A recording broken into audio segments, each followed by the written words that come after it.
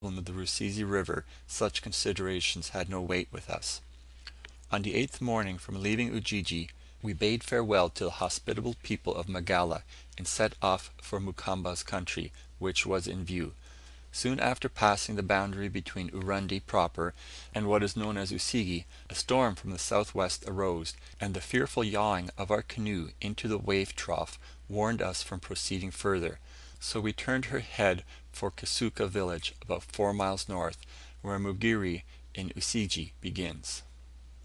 At Kasuka, a Mgwana living with Makumba came to see us, and gave us details of the war between Makamba and Waruma Shayana, from which it seemed that these two chiefs were continually at loggerheads. It is a tame way of fighting, after all. One chief makes a raid into the other's country, and succeeds in making off with a herd of cattle, killing 1 or 2 men who have been surprised. Weeks or months elapse before the other retaliates, and effects a capture in a similar way, and then a balance is struck in which neither is the gainer. Seldom do they attack each other with courage and hearty goodwill, the constitution of the African being decidedly against any such energetic warfare. This Mgwana, further, upon being questioned, gave us information far more interesting, viz. About the Rusizi. He told us positively, with the air of a man who knew all about it, and as if anybody who doubted him might well be set down as an egregious ass, that the Rusizi River flowed out of the lake, away to Suna's Mitisa's country. Where else could it flow to, he asked. The doctor was inclined to believe it, or, perhaps he was more inclined to let it rest as stated until our own eyes should confirm it. I was more inclined to doubt, as I told the doctor. First, it was too good to be true. Second, the fellow was too enthusiastic upon a subject that could not possibly interest him. His barakallas and inshallahs were far too fervid, his answers too much in accordance with our wishes. The doctor laid great stress on the report of a Mgwana he met far south, who stated that the grandfather or father of Ramanika, present king of Karagwa, had thought of excavating the bed of the Katanguli River in order that his canoes might go to Ujiji to open a trade.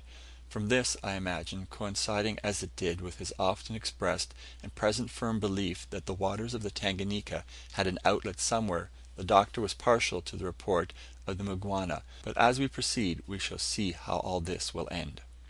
On the 9th morning from Ujiji, about 2 hours after sunrise, we passed the broad delta of the Mugiri, a river which gives its name also to the district on the eastern shore ruled over by Mukamba. We had come directly opposite the most southern of its 3 mouths, when we found quite a difference in the colour of the water. An almost straight line, drawn east and west from the mouth, would serve well to mark off the difference that existed between the waters. On the south side was pure water of a light green. On the north side it was muddy, and a current could be distinctly seen flowing north. Soon after passing the first mouth we came to a second, and then a third mouth, each only a few yards broad, but each discharging sufficient water to permit our following the line of the currents several rods north beyond the respective mouths. Beyond the third mouth of the Mugiri a bend disclosed itself, with groups of villages beyond on its bank.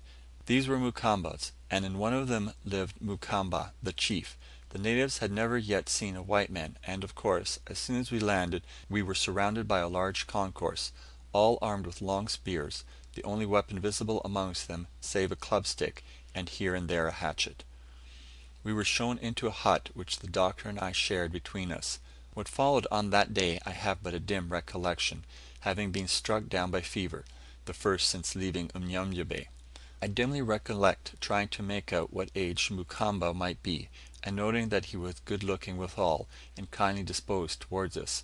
And during the intervals of agony and unconsciousness, I saw, or fancied I saw, Livingstone's form moving towards me, and felt, or fancied I felt, Livingstone's hand tenderly feeling my hot head and limbs.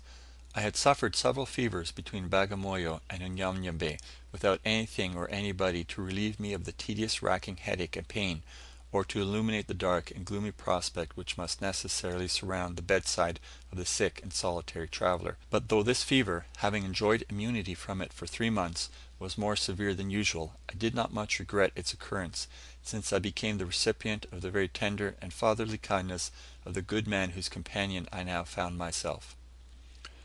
The next morning, having recovered slightly from the fever, when Mukamba came with a present of an ox, a sheep, and a goat, I was able to attend to the answers which he gave to the questions about the Rusizi River and the head of the lake. The ever cheerful and enthusiastic Mgwana was there also, and he was not a whit abashed when, through him, the chief told us that the Rusizi, joined by the Ruanda or Luanda, at a distance of 2 days' journey by water, or 1 day by land from the head of the lake, flowed into the lake. Thus our hopes, excited somewhat by the positive and repeated assurances that the river flowed out away towards Karagwa, collapsed as speedily as they were raised. We paid Mukamba the honga, consisting of 9 doti and 9 fundo of samsam, linghongyo, muzurio, mtigi. The printed handkerchiefs, which I had in abundance at Unyanyabe, would have gone well here. After receiving his present, the chief introduced his son, a tall youth of 18 or thereabouts, to the Doctor, as a would-be son of the Doctor; but with a good-natured laugh the Doctor scouted all such relationship with him, as it was instituted only for the purpose of drawing more cloth out of him. Mukamba took it in good part, and did not insist on getting more. Our second evening at Mukamba's, Susi, the Doctor's servant, got gloriously drunk, through the chief's liberal and profuse gifts of pombe. Just at dawn neat morning I was awakened by hearing several sharp, crack-like sounds. I listened, and I found the noise was in our hut. It was caused by the Doctor, who, towards midnight, had felt some one come and lie down by his side on the same bed, and thinking it was me, he had kindly made room, and laid down on the edge of the bed. But in the morning, feeling rather cold, he had been thoroughly awakened, and on rising on his elbow to see who his bedfellow was, discovered, to his great astonishment, that it was no other than his black servant, Susi, who, taking possession of his blankets, and folding them about himself most selfishly, was occupying almost the whole bed. The Doctor, with that gentleness characteristic of him, instead of taking a rod, had contented himself with slapping Susi on the back, saying, "Get up, Susi, will you? You are in my bed. How dare you, sir, get drunk in this way, after I have told you so often not to? Get up, won't you? Take that, and that, and that." Still Susi slept and grunted, so the slapping continued until even Susi's thick hide began to feel it. He was thoroughly awakened to the sense of his want of devotion and sympathy for his master in the usurping of even his master's bed.